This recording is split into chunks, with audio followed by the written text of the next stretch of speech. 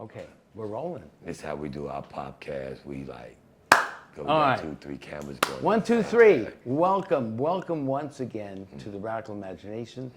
I'm your host, Jim Vredos, and I can't tell you how profoundly happy and proud and blessed I feel to introduce the guests we're going to be having on the Radical Imagination today. This is the first time we've met in person. Yes. He's done other shows with me. We've talked so many times. I want all of you to hear his unbelievable story. And we're going to be talking about his book, Tortured by Blue, the Chicago police torture story,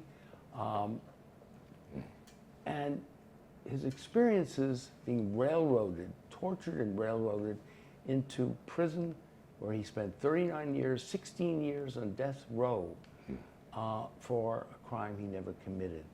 So I'm so proud and happy to have Stanley Howard on the show today.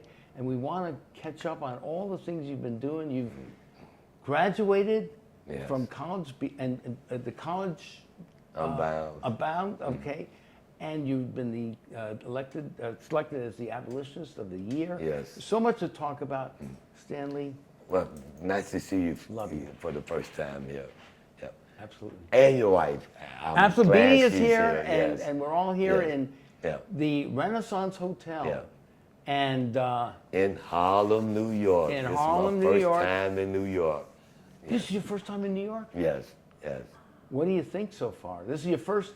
Well, the city is electrified because the Knicks is having a really good run here, and they're selling Knick clothing and hats and everything up and down 125th Street here. As they should. And I just want to say quickly, I was walking behind this lady. She had to have been about 85, 90 years old, and she was screaming in the phone, "You got to watch the game tonight. You got to watch the game tonight." I'm like, wow, that is so amazing.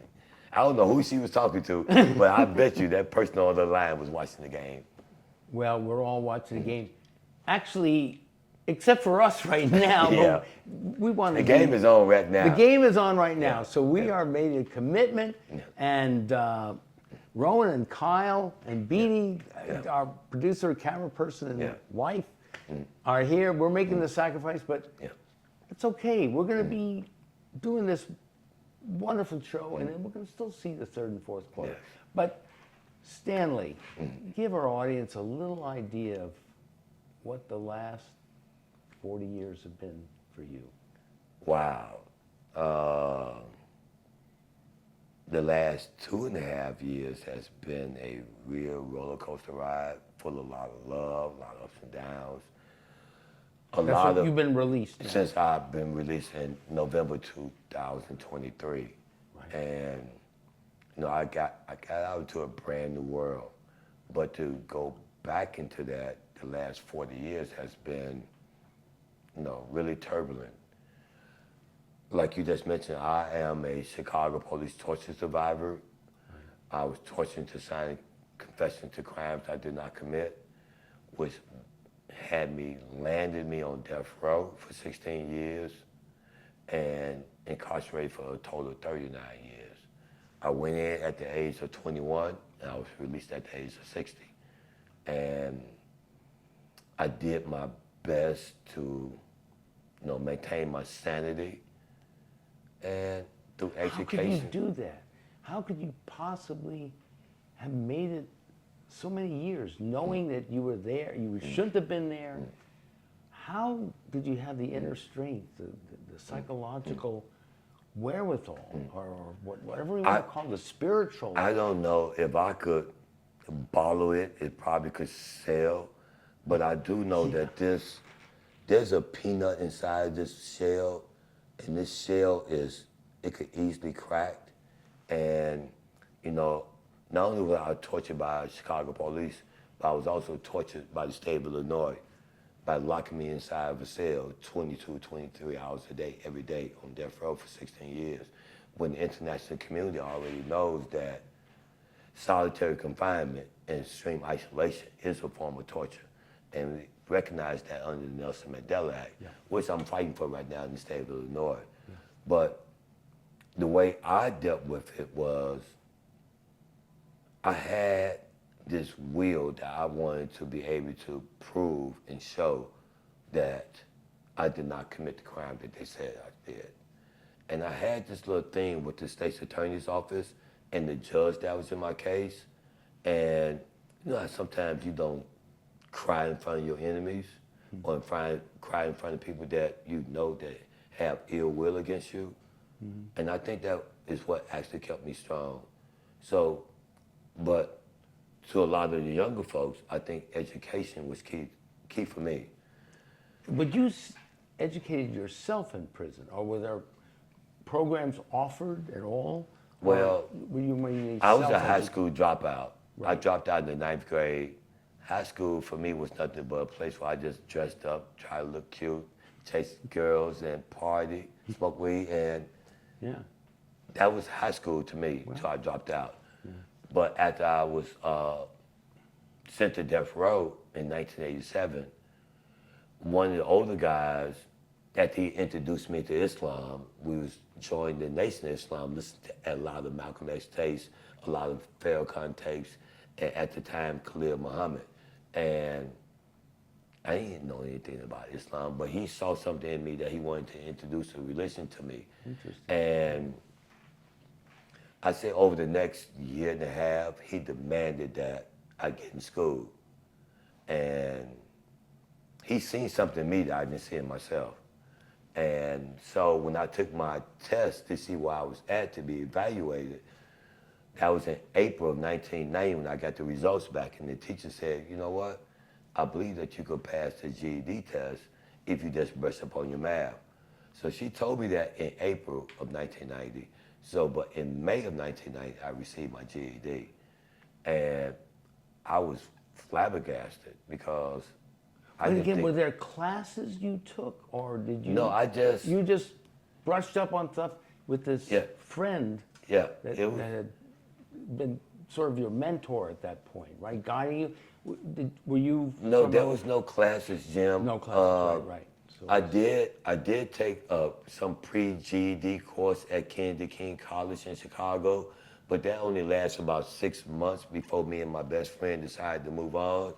But it wasn't that school to me. It wasn't that I wasn't able to do the work, but it wasn't attractive enough to keep me there with the gang activity, and there was nothing there for me. Yeah, And yeah. but that's why it surprised me that when she said, with me not taking no classes or preparing for anything, Right. that I was ready for the test. Wow. So after I received my GED, I wanted to study criminal law. And I started applying for this, but this around the time when Joe Biden was the Judiciary Chairman and Bill Clinton was the president, and they ended the Pell Program. And when they did that, it ended a lot of the funding going inside these prisons for higher education. But at that time, I still had all these books. And we had this makeshift law library in the back of death row. And I fell in love with criminal law.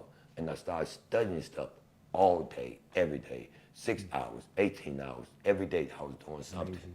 And eventually I got to a point where when they started executing people, I wanted to share my knowledge with other people that was on death row with me.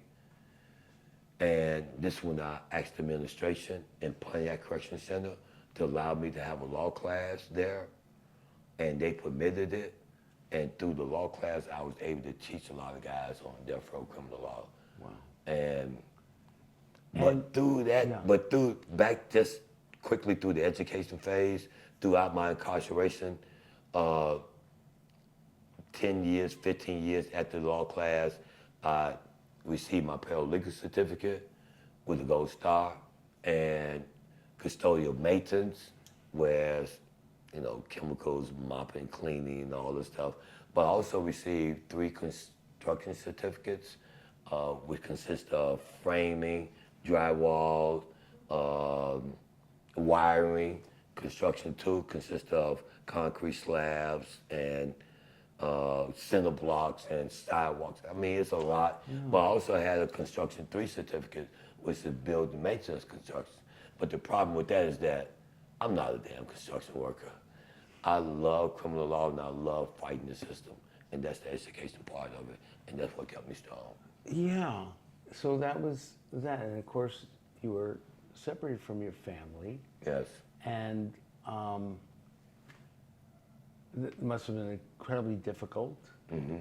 You were there alone. And so many young men were in similar situations, turned off by the school system, really not having the opportunities to really make it in some sort of way that was meaningful.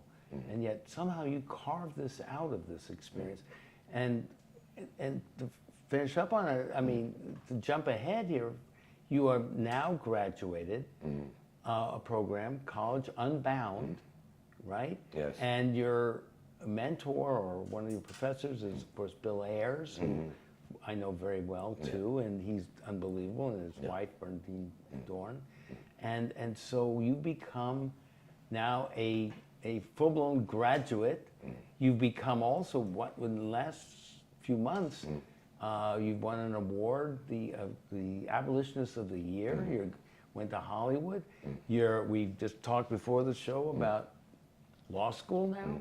Yes. And hey, Columbia Law School, why not? You know, when I was released in November, you know, it was a real wake-up call for me. You know, the world has gone tech. And even though I would consider myself to be a damn good jailhouse lawyer and paralegal, when I got out and I applied for 2 paralegal jobs, I was rejected because I didn't have any computer skills. Do you remember we talked at that time?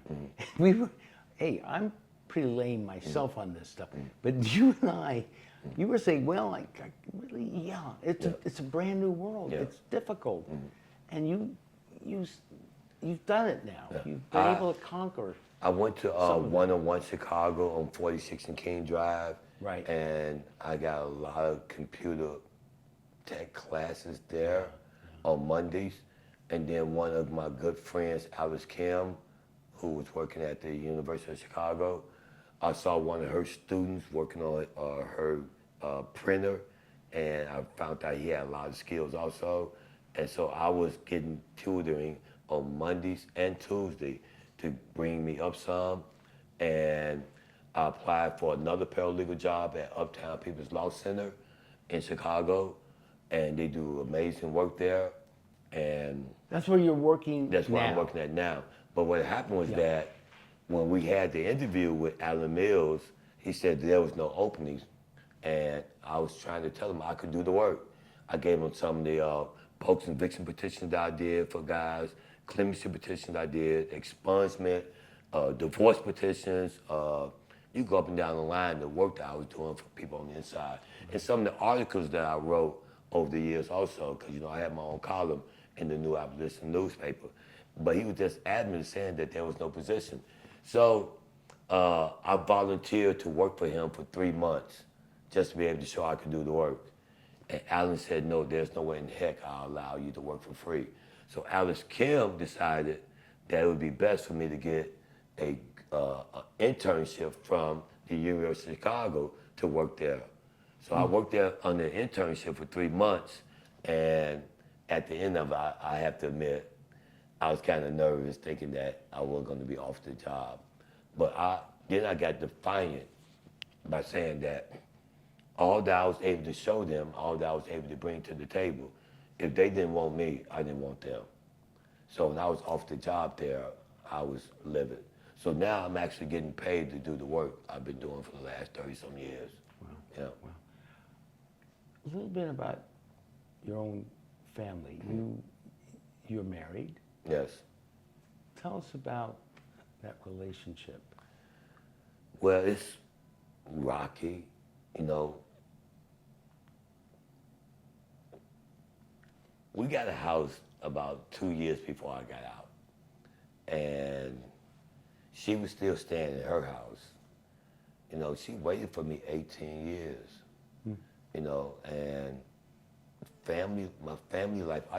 I told this story earlier today that when I was arrested, I left one family behind. And throughout that 40 years, 39 years of incarceration, I lost a lot of them. All of my uncles, my dad, my stepdad, my son Stanley Boston was gunned down in 2016. My son Stanley West died 3 years before I got out. My brother died the same year I got out. And Your mother? my mom was still here, and I was able to hug her on the day I was released, but my mom just passed last year. But all the men that was in my life, my two best friends, they all was gone. So, but while I was in prison, I gained a new family, especially on death row, because we was around each other all day, every day, 24 hours a day. They became my family. The so-called worst of the worst became my family. And I loved them just as much as I love my family. But I end up leaving them behind, and now I have a new family that I'm with right now on the outside, but I'm still working in communication for and with my family on this side. So family is important.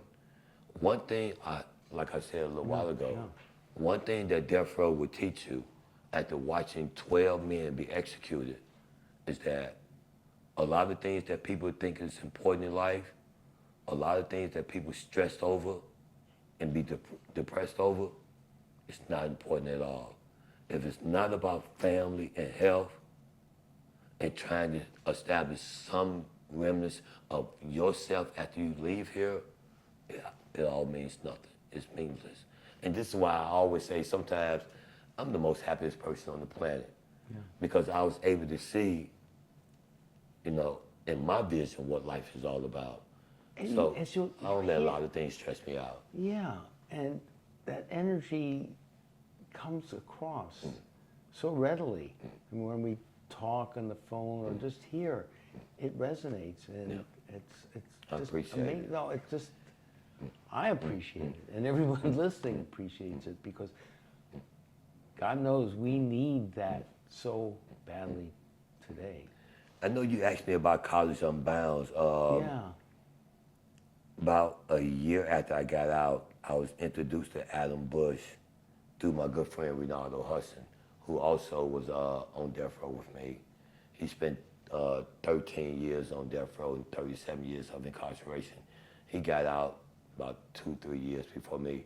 We doing the podcast together, and we graduated together. He the one introduced me to Adam Bush. But when I started this program, you know, I ain't have much computer skills. And Again, the program you're talking about is to help. Tell us the program I'm talking about is College Unbound itself. I see. And, you know, a month or two after I started, I lost mom. And it was a lot going on. Yeah. But the cohort that I was with, Bill Ayers and Bernadine Dawn and Ronaldo Hudson and many others, they refused to let me quit.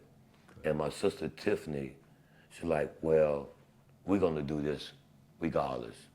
So I pushed through that, and I was able to go around the world telling everybody that Bill Ayers was my professor. And it means a lot to me.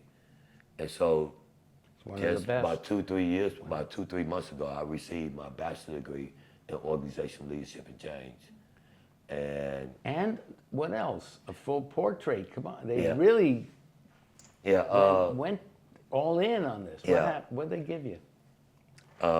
They gave me 2 awards, one for Fighting for Justice Award and one for Social Collaboration Award also. And it was great, but when Mom died, Bernadine, who I love dearly, who was one of the original mothers of the movement, I asked her that I would be able to continue on if, in fact, she would be there at my graduation when I do this. And she said, absolutely. So all the time I knew while I was working this that Bernadine Dawn was going to be there in place of my mom. And at the ceremony, Bernadine was standing up in front when I was giving my speech, and she was holding a picture of Mom. So my speech was me talking to Mom about how I didn't want to do this and how I wanted to do this. So yeah, I'm sorry. Oh, But yeah, come on. Sure. it was nice, the graduation, my speech, and at the end of it, I said, hey Google, who is Stanley Howard? And I let Google tell the audience who Stanley Howard was. And then I said, well, Google need to be updated because Stanley Howard is now a graduate, his bachelor's degree in organizational leadership and change. Absolutely. And I walked off then. It was nice. Yeah. And then 2-3 weeks, I'm sorry, Jim. No. About 2-3 weeks after that, I received the Abolition of the Year award with my brother Ronaldo Hudson also. Death Penalty Focus. Mike Farrell, who used to play on the TV show Mass, he is the president, CEO of Death Penalty Focus. Has been doing a lot of work around ending the death penalty around the country. And to be recognized for the work that I've been doing around ending the death penalty, we was able to end the death penalty in the state of Illinois. And to be recognized for the book, The Torture by Blue, and ending the death penalty in Illinois, it was really nice. So not only I'm the Social Justice, Fight for Justice Award winner, but also I am the 2026 Abolition of the Year. Abolition of the Year. And they gave you a full portrait of yourself too? Somebody made a portrait, a beautiful portrait? Yeah. Every graduate got that, and yeah, it was nice. how nice.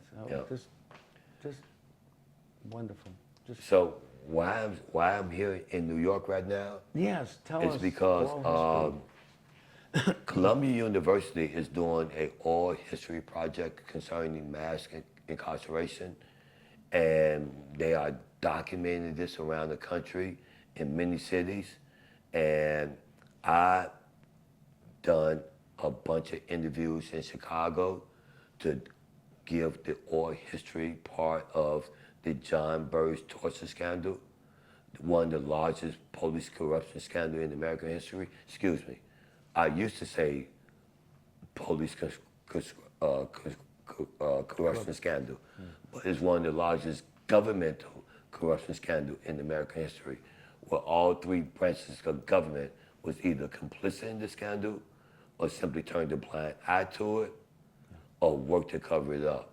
And that's the part that I'm doing with Columbia University, and we are happy to say that it would be archived in the Schomburg here in New York. And you're really showing the truth behind the complicity. The Attorney General, right? The mayor, Yes. the police Yes. commissioner, etc. Yes. This is what's so needed, speaking truth to power. This is what cleanses individuals and the souls of people who've been through what you've been through. And that's this program, and in many ways, the Radical Imagination is dedicated to the idea that no one has to experience what you've had to experience ever again.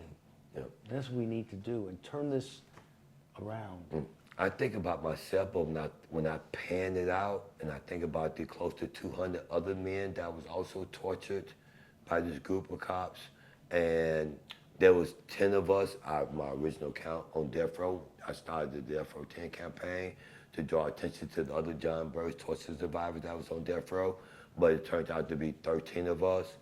And you're exactly right. It's like, not only the people that was actually tortured, but you think about what it meant as far as their families, the community, and what happened to them. I mean, it is a shame. When you talk about the mayor's office, the state's attorney's office, they're always complicit. The judges, they all simply, I have no problem with crooked cops being crooked cops, because crooked cops is gonna be crooked cops. I have problems with good, so-called good cops allowing the crooked cops to be crooked, to spoil the whole batch.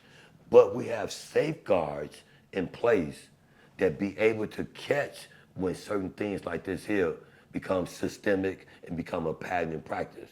But what happens when the safeguards are complicit with it? Yeah. And there's no safeguards, so the rails is just off the tracks. And we're left with people like yourself have to stand up to heal us and to bear witness, to stand in the breach. And that's what you've done, and that's what we all need to do and stand up on this.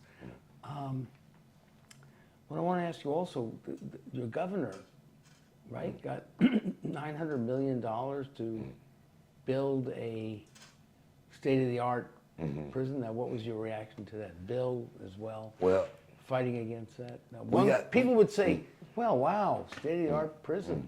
Yeah. Why not?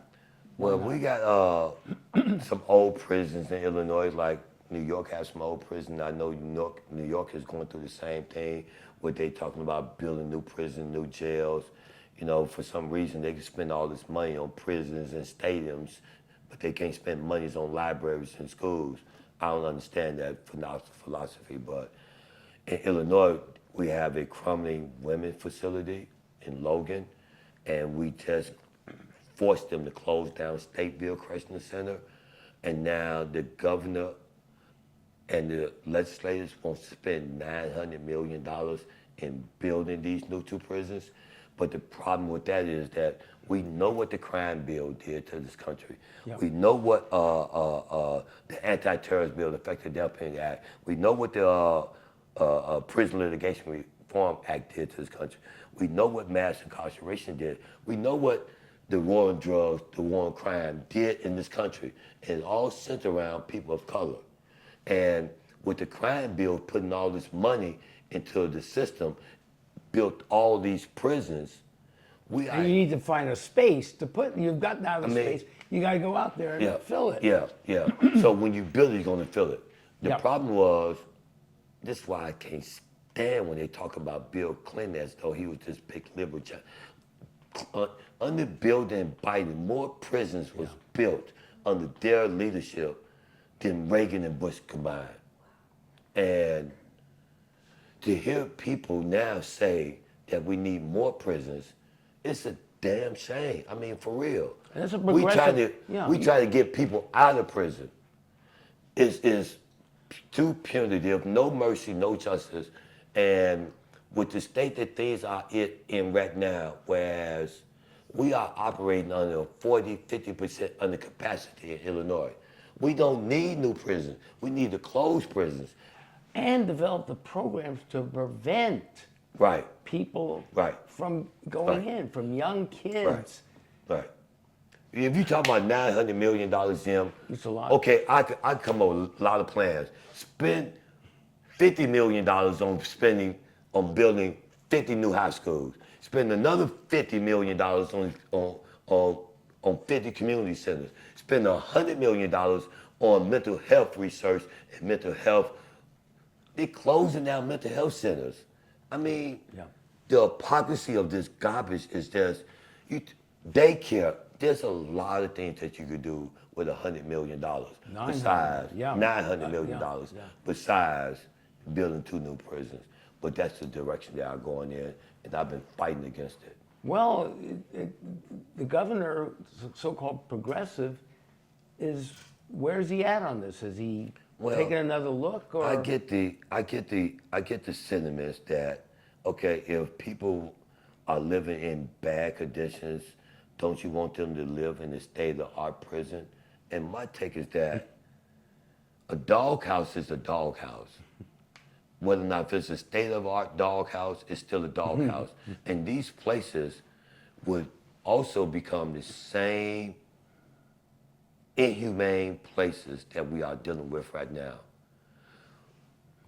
In Illinois, we have, and around the country, we are still dealing with solitary confinement when the international community has already recognized that it's a form of torture. And we are trying to pass the Nelson Mandela Act in the state of Illinois right now, trying to limit the amount of solitary confinement that people could do. So we have to appease the legislators and say, hey, don't torture your citizens. We trying to appease them just by saying, look, limit the amount of solitary confinement that you could do for juveniles. Limit the amount of solitary confinement that you could do for pregnant women and post-pregnancy and senior citizens. Why is that a hard lift? Because this is the system that we are dealing with. When you build these prisons, we know that they put people inside of them that's going to become a number, and that's the problem that we are dealing with. We're not dealing with humans. When you put people in prison, they become some other, and inhumane conditions, inhumane treatment is going to be a riot. We got to go a little deeper. Why is this so much part, not just of America, but we lead the world in incarceration and putting more people. What is it about the fact that we don't want to face the conditions that we've created and would much rather blame it on others? Yeah. It's more on what? It's about maintaining power, privilege, but psychologically also It's a avoiding your own inadequacies. It's a lot there, Jim. There's a I'm lot sorry, because when you start thinking about capitalism and people dying from starvation, a lot of people dying because they can't afford a mosquito net. You talk about a guy that's potentially about to have $1 trillion. I think the state of this planet is like, it's all effed up right now. I don't know whether or not we're gonna have to have a spaceship come down here to show that we are all as one and that we better start taking care of this planet, and we got to start feeding each other and making sure that everybody have health care, everybody have potential to education and housing. Housing is a human right. And for some reason, we spend more money on wars than we do actually in shelters. I mean, there's something wrong with this. But the question that he just asked me, I wish I had the answer to that. If I had the answer to that, I probably could run for president or even be somewhere. Well, it wouldn't be so bad. It wouldn't be so bad. I don't know, but I do know that we need to start distributing this wealth in a better manner. To whereas we just watched Reagan, Bush, and Trump with these huge tax cuts for himself that and his fail every time, but we keep doing it, and something needs to change. And your point's well taken, because again, we're not the minority. We are, the masses of people want what you're talking about. Yeah, the 99%, the bottom 99%. And so I think once we get the message out, when people read your book and watch the show, and I'm doing an event with Combatants for Peace this Saturday. I'm going to spend a little time with the mayor about this, and he is meeting with them. This is a Palestinian, Aziz, whose brother was killed when he was 10 years old by the Israeli Defense Force as he was protesting, throwing rocks. He was killed. So you see your brother right before your face being murdered. Talking with an Israeli who lost his parents 3 years ago, the Hamas attack. And again, they've got each other's back. Enough is enough. We've got to look at how we're torturing each other. Yeah. And, you know, there's I think, Y'all Allen, Poor People's Campaign, composed a song, Someone's Hurting My Brother, and it's gone on too long. And that's right. So what happens to you is hurting my brother. And we just can't stay away from that reality. We've got to stand up and straighten our backbones. I love hearing that, that they are together, making this push. Yep. It reminded me of in 2004, 2003, when George Bush started the Iraq War, Right. I had just left Menard Correctional Center. I was transferred to Stateville Correctional Center. And this, That's a pretty notorious prison, isn't it? yes, Stateville? these Very, are very- maximum security prisons. Yeah, yeah. And I had just got off of death row also. And I was in the cell with this high-ranking gang member when Bush started the war in Iraq. And the shock and awe. On that same day, I moved in the cell with him. And he started cheering. I'm like, bro, what is you cheering at? Man, we got to show these Muslims that they can't fly planes into our buildings. I'm like, I don't think Saddam had anything to do with that. He's like, well, he's Muslim, man. I'm like, damn, you gonna condemn 1.5 billion people on this planet for something that somebody else did if they allegedly did it? But to speed that up, I end up starting this group in Stateville called Prisoners Against the War with my guy Alvin Storcher here in New York. Right, with who I Tom met Barnes. many, many years ago Yeah. as well. Yeah. And That's incredible. So you're bringing an anti-war movement into the Yes. facility. Yes. And through Wow. Allen and Tom Barton with their military projects, which later Yes. became the military resistance, I was able to start Prison Against the War. And through them, we was able to send letters to the troops in Iraq and Afghanistan to show that prisoners still have their First Amendment right.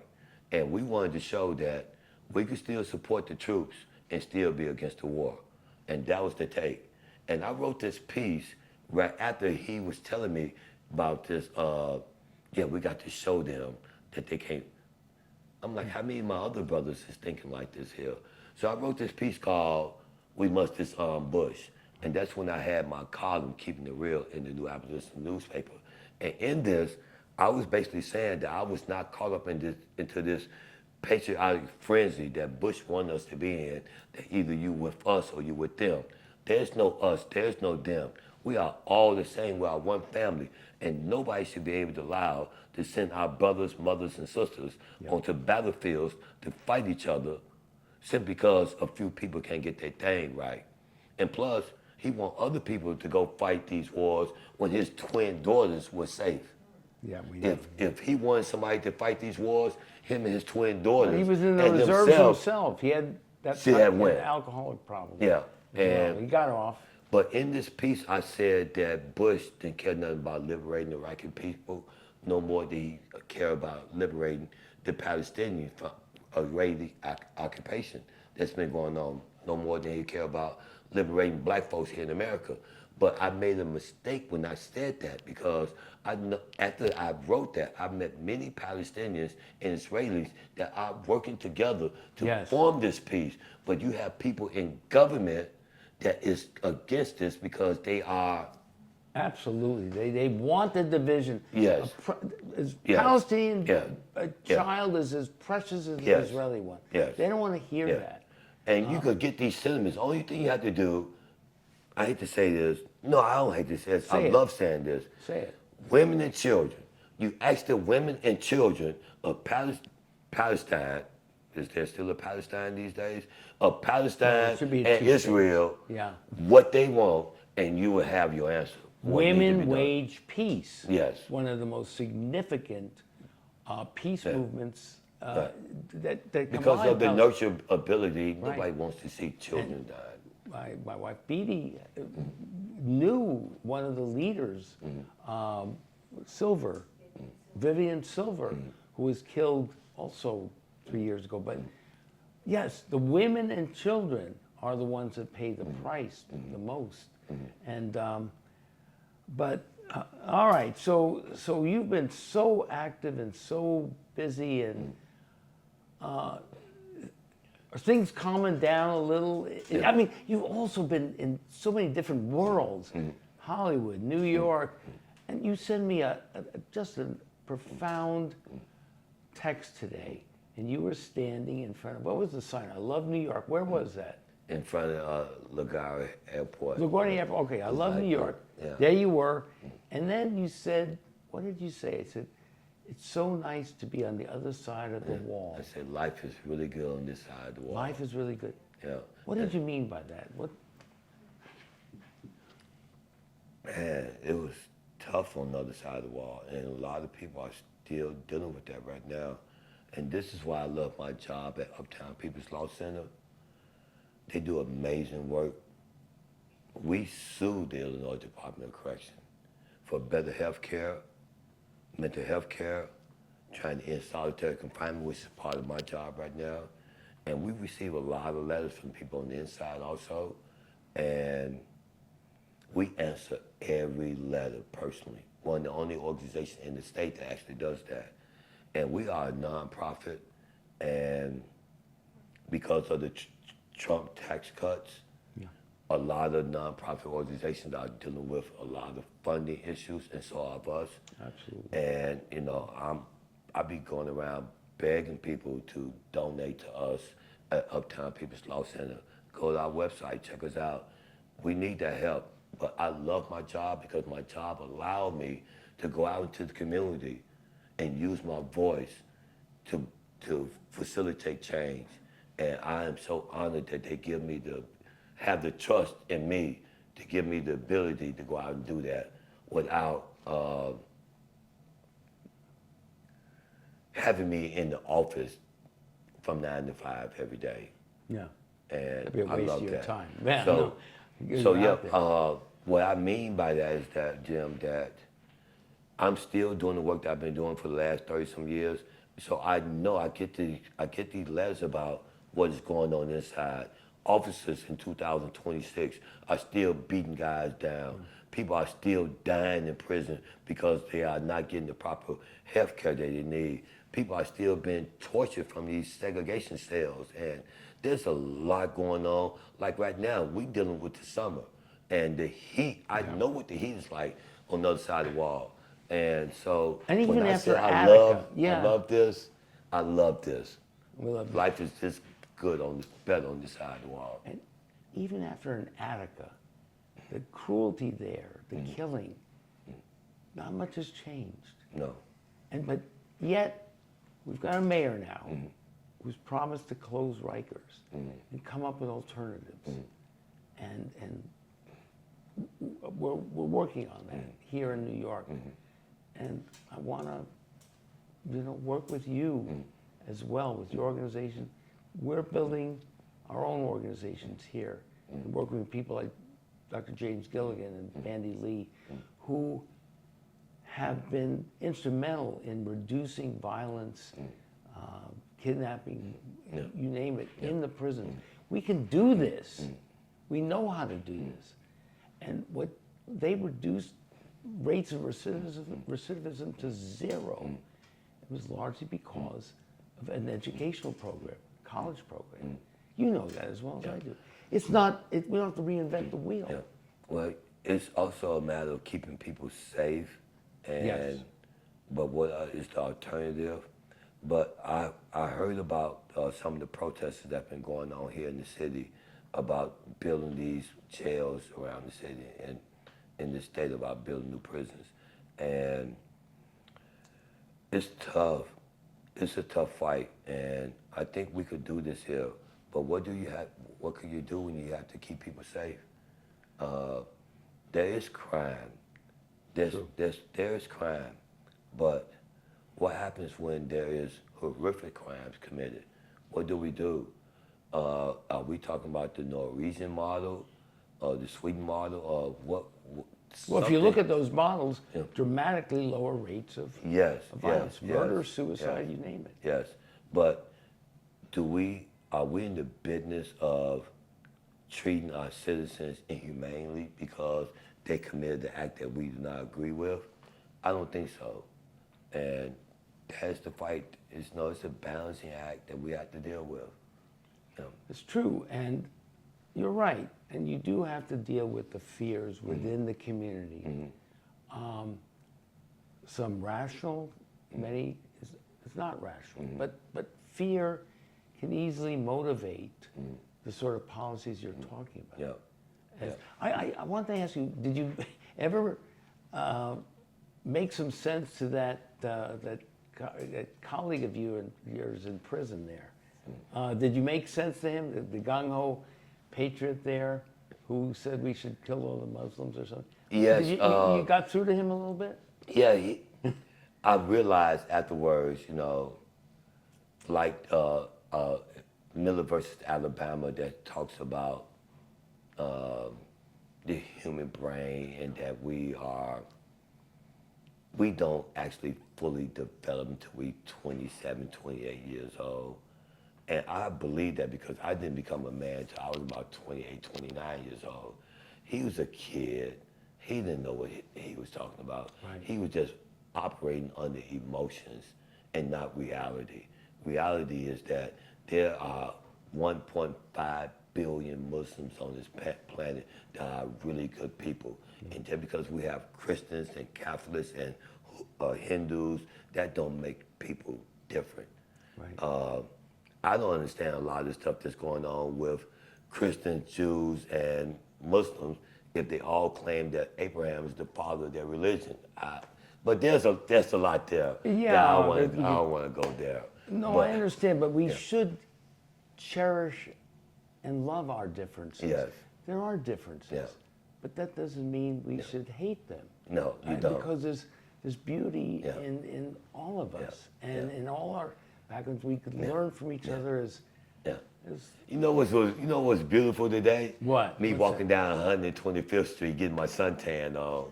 Yeah, and listen to 90-year-old women saying, Yeah, "Watch the talking Knicks." about the game. The She's game, and we were- she was screaming to the phone, "You got to watch the game tonight. You got to watch the game." I'm like, okay. But okay. that's It's the for- energy. It's the energy. It's the love, being involved in life.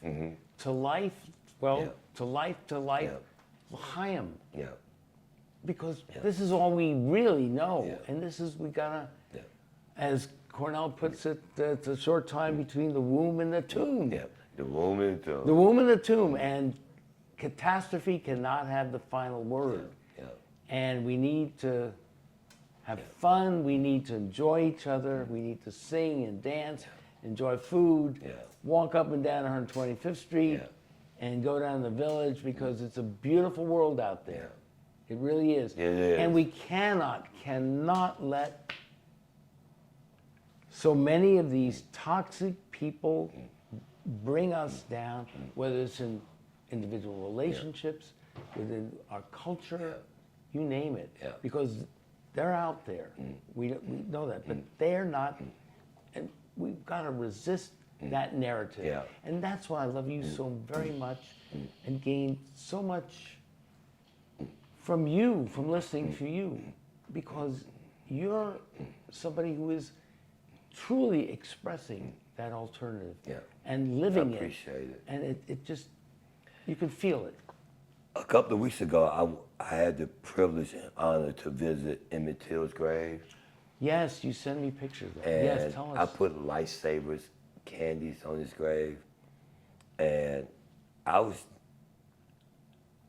really emotional there. For our audience, just fill us in a little bit. I was going to a Swaparama in Alsip, Illinois, and came across Bear Oak Cemetery. And the first thing came to my mind was, wow, Emmett Till is buried there. And so we pulled in. We had 10 minutes to find where he was at. And we found where he was at and got out of the car and paid our respects. And it was really touching. And The circumstances of his death was he was, teenage yeah, boy. I know for a fact that he received the death penalty in this country from the same racist American justice that still exists here today. And that death penalty led to his execution. Because if you look at it, it was wrong, racist, and should not have happened. And that's the same system of American justice that we are dealing with right now today. So for me to be able to put lifesaver candies on his gravesite, it was a really honor for me. And before I leave New York, I want to walk into Central Park, land that was stolen from black folks way back then, and it's still in existing right now today. So before I leave New York, I'm gonna make it my business to have my feet on Central Park. Yeah. I'd like to join you with that. We have the time. Tell us the story about Emmett Till, though. His mother. This, by the way, was For the younger especially folks. horrendous I, killing and grotesque face that he was left with. And the mother wanted what? For it to be an open casket. Why? Emmett Till was from Chicago. I actually visited his house a couple of times where he stayed at. He went to Money, Mississippi to visit his family, like a lot of people from Chicago are from Mississippi and Alabama. And sometimes through family connection, we go back to visit family. And it was alleged that he had whistled at a white lady who later recanted, said that it didn't happen. And because of which, a mob came and got him out of the house and ended up lynching him, beating him to death and threw him in the Tallahassee River, I think it was. Yeah. What year was this now again? 1955. 55, yeah. 54, 55. And after they found the body, they wanted to have a closed casket, but his mother said that she did not want to have a closed casket. She wanted the world to see what happened to her baby. And because of that, it ignited the civil rights movement that was already ongoing. And I remember reading that Rosa Parks said that what spurred her on, what motivated her, was what Mehmet Moby Till had done about her son. So, and because of that, it led to a lot of rulings from the United States Supreme Court that came down somewhere after that, the 1955 ruling in Brown versus Board of Education. Whether or not that had some connection to it or not, I don't know. But I can tell you right now, because of this idiot, because of the President of the United States that we have in office right now, we are going in reverse. And I don't know how the country is not recognizing this and not pushing back on this a lot more, but to be banning books and to almost like erasing the history and the gains that we have gained over the last 50, 100 years is incredible. We're resisting. He's not going to be able to do this. Every dog has its day. Yeah. Catastrophe is not the final word here. No, it's not. And I can't tell you how much I've enjoyed it. I love you, man. I love you, man. And we got to see how the Knicks are doing, man. Yes, right? yes. Okay, I know you're a Bulls fan, but the Bulls are... I gave up on sports a long time ago. Well, we did too, but now we're back. And anyway, thank you so much. I really appreciate it. Stanley, thank you so much. I could talk with you all for hours. Well, we'll do this again, and you come back again as soon as you can. And buy Torture by Blue. Torture by Blue, yes, absolutely. Stanley Howard, thank you so very, very much for watching us here on The Radical Imagination. See you again. Thank you all. Thank you all.